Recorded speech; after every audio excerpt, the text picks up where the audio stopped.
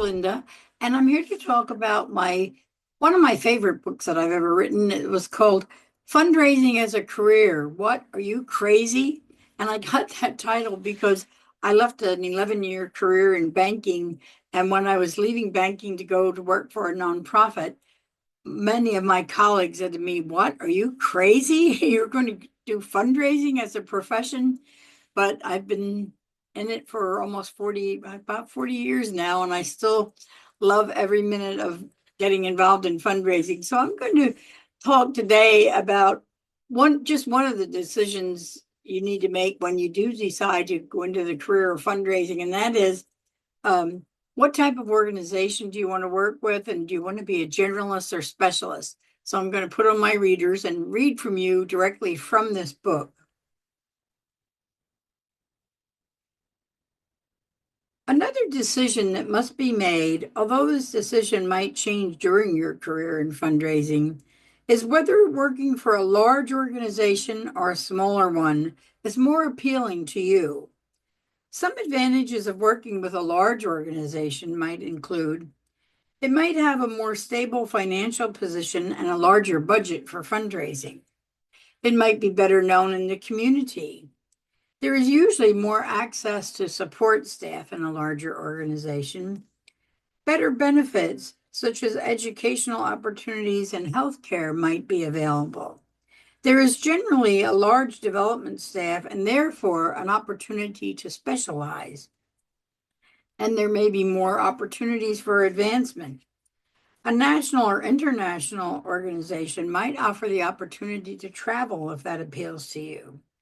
On the other hand, and I've worked for both large and small, on the other hand, a small organization often offers access to the top management and board members whose involvement in fundraising is critical.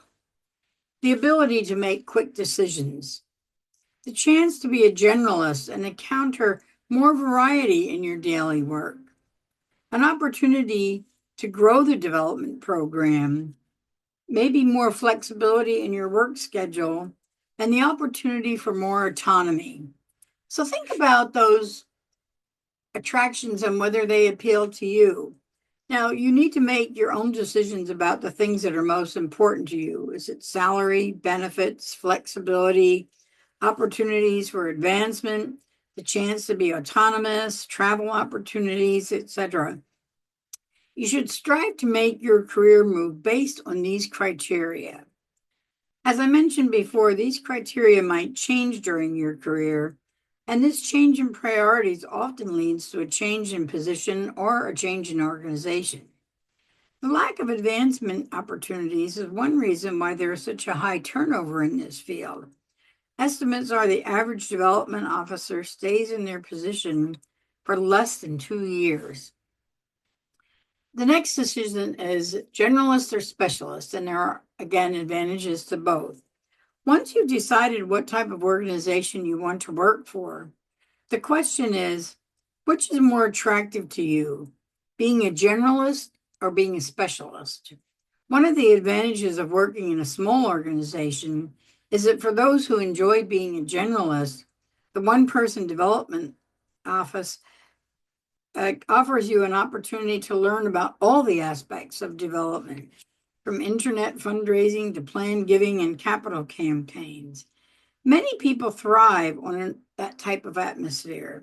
They really enjoy doing a little bit of everything.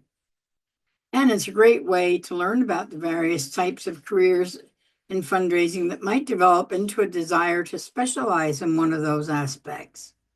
Also, running a one-person shop is a good training ground for moving into a position of supervising a staff of development people, or even preparing for a career as executive director or consultant.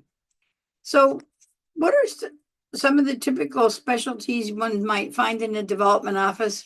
Well, if you get my book, I outline most of the typical positions that are available. And I think it's important that you pick what's right for you. I personally love being in a one-person development office and learning a little bit about everything.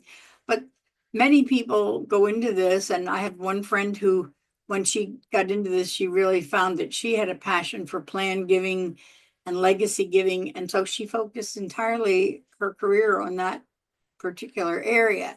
So lots of times, one size does not fit all in this field. You might be happy in a big organization where you can specialize in something. If you're looking to be a generalist, probably a small organization is a good place for you to think about. So that's just one of the topics I cover in this book. And I hope that you'll pick up the book and decide that you're not crazy, that fundraising is really a very rewarding position. So hope to see you soon with our next topic.